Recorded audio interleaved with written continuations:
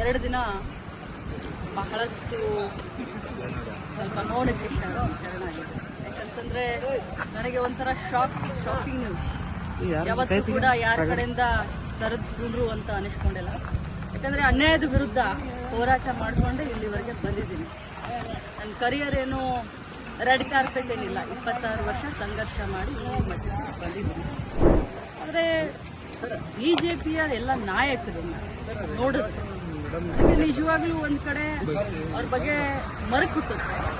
ಇನ್ನೊಮ್ಮೆ ಹೇಳಬೇಕು ಅಂದ್ರೆ ನಾಚಿಕೆ ಆಗುತ್ತೆ. ಯಾಕಂತಂದ್ರೆ ಯಡಿಯೂರಪ್ಪಾಜಿಯವರ ಮಗ ವಿಜಯ್ ಅಂತ, ಆರ್ ಅಶೋಕ್ ಅವರು, ನಮ್ಮ ಸಮಾಜದ ಹಿರಿಯ ಮುಖಂಡರಾದಂಥ ಯತ್ನಾಳ್ ಅವರು, ಬೆಲ್ಲದವರು, ಇವರು ಎಲ್ಲರೂ ಒಬ್ಬ ಮಹಿಳೆಯನ್ನ ಅಸಹ್ಯ ಮಾಡಿದಂತ ವ್ಯಕ್ತಿಗೆ ಇವತ್ತು ಸಪೋರ್ಟ್ ಮಾಡೋದನ್ನ ನೋಡಿದ್ರೆ ಒಮ್ಮೆ ಮರಗು ಬರುತ್ತೆ.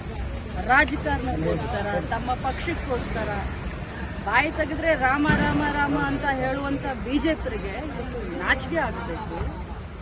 ಹೇಳಿದ್ದು ಅವರು, ಅನಿಸ್ಕೊಂಡವಳು ನಾನು. ಇವತ್ತು ಇಡೀ ರಾಜ್ಯದಲ್ಲಿ ಹಾರ ತುರಾಯಿ ಹಾಕಿ ವೈಭವೀಕರಣ ಮಾಡಿಸ್ಕೊಳ್ತಾ ಇದ್ದಾರೆ ಸಿ.ಟಿ. ರವಿ ಅವರು.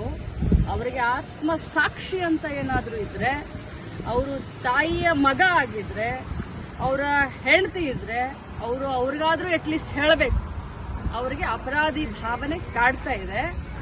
ಆದ್ರೆ ಒಂದು ಮಾತನ್ನ ತಮ್ಮ ಮುಖಾಂತರ ಹೇಳಲಿಕ್ಕೆ ಬಯಸ್ತೇನೆ.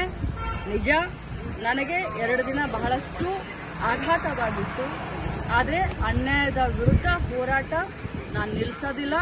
ಮತ್ತೆ ನಾನು ಸಭಾಪತಿಯವರಿಗೆ ಮನವಿಯನ್ನ ಕೊಡ್ತೀನಿ. ಯಾಕಂತಂದ್ರೆ ಅವರು ತಮ್ಮ ಮಾಧ್ಯಮದಲ್ಲಿ ನೋಡಿದ್ದೀನಿ, ಅವ್ರು ಹೇಳಿದ್ದಾರೆ, ಇವತ್ತು ಬೆಳಗ್ಗೆ ಹೇಳಿದ್ದಾರೆ, ನಿನ್ನೆ ಹೇಳಿದ್ದಾರೆ, ನಮ್ಮ ಸದನದಲ್ಲಿ ನಮ್ಮ ಏನು ರೆಕಾರ್ಡಿಂಗ್ ಇದಿರುತ್ತೆ ಅದು ಮ್ಯೂಟ್ ಆಗಿತ್ತು, ನನಗೆ ಬರಲಿಲ್ಲ, ಆದರೆ ಮಾಧ್ಯಮದಲ್ಲಿ ಇದೆ ಅಂತ ಹೇಳಿದ್ದಾರೆ. ನನ್ನ ಹತ್ರ ಕೂಡ ಸಾಕ್ಷಿ ಇದೆ.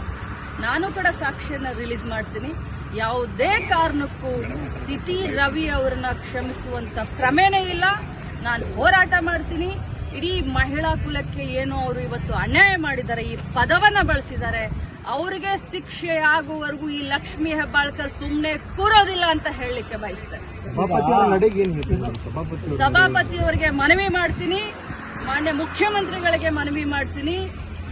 ಏನು ಪೊಲೀಸ್ ತನಿಖೆ ಆಗಬೇಕು ಆದಷ್ಟು ಬೇಗ ಆಗಬೇಕು. FSL ರಿಪೋರ್ಟ್ ಬರಬೇಕು. ಅವ್ರು ಏನೇನು ಇವತ್ತು ಇಡೀ ರಾಜ್ಯದ ಎದುರುಗಡೆ ಇವತ್ತು ಸಿ.ಟಿ. ರವಿ ಅವರು ಒಂದು ದೇವರು ಅನ್ನುವಂತ ಏನೊಂದು ಪೋರ್ಟ್ರೇಟ್ ಮಾಡ್ತಾ ಇದ್ದಾರೆ ಬಿಜೆಪಿಯವರು, ಅದು ಅವರ ಮುಖವಾಡ, ಗೋಮುಖ ವ್ಯಾಘ್ರಗಳು ಇವರೆಲ್ಲ. ಒಬ್ಬ ಮಹಿಳೆಯನ್ನ ಒಂದು ಸದನದಲ್ಲಿ ಈ ಮಟ್ಟಕ್ಕೆ ಮಾತಾಡಿದ್ರೆ ಅದನ್ನ ಅವರ ಬೆನ್ನಿಗೆ ನಿಂತ್ಕೊಳ್ತಾರೆ, ಪ್ರಶಂಸೆ ಮಾಡ್ತಾರೆ. ಯಾರಾದ್ರೂ ಒಬ್ರು ಅದನ್ನ ಖಂಡನೆ ಮಾಡಿದ್ರ? ಒಬ್ರು ಯಾರಾದ್ರೂ ಅದನ್ನ ಕ್ಷಮೆ ಕೇಳಿದ್ರ? ಉಲ್ಟಾ ಚೋರ್ ಕೊತ್ವಾಲ್ ಕೋ ಡಾಟೆ ಅಂತ ಹೇಳೋ ಹಾಗೆ ಊರೂರಿಗೆ ನಿಲ್ಸಿ ಇವ್ರು ಮೆರವಣಿಗೆ ಮಾಡ್ಕೊಳ್ತಾರ? ಏನಾಗಿದೆ ಅವ್ರಿಗೆ ಗಾಯ? ಎಷ್ಟಾಗಿದೆ ಗಾಯ? ಎಷ್ಟು ಹೊಲಿಗೆ ಬಿದ್ದಿದಾವೆ ಅವ್ರಿಗೆ? ಪಟ್ಟಿ ಸುತ್ಕೊಳ್ತಾರ? ಏನು ಬೇರೆಯವ್ರ ಕಣ್ಣಿಗೆ ಪಟ್ಟಿ ಕಟ್ಟದೇನಂತ ತಿಳ್ಕೊಂಡಿದ್ದೀರಾ ನೀವು? ಸಿ.ಟಿ. ರವಿ ಅವರೇ, ನೀವು ನನಗೆ ಆ ಪದವನ್ನ ಬಳಸಿದ್ದೀರಾ, ಅದರಿಂದ ಇವತ್ತು ನನ್ನ ಮನ ನೊಂದಿದೆ. ಆದ್ರೆ ಇಂಥ 100 ಸಿ.ಟಿ. ರವಿಯನ್ನ ಎದುರಿಸ್ತೀನಿ.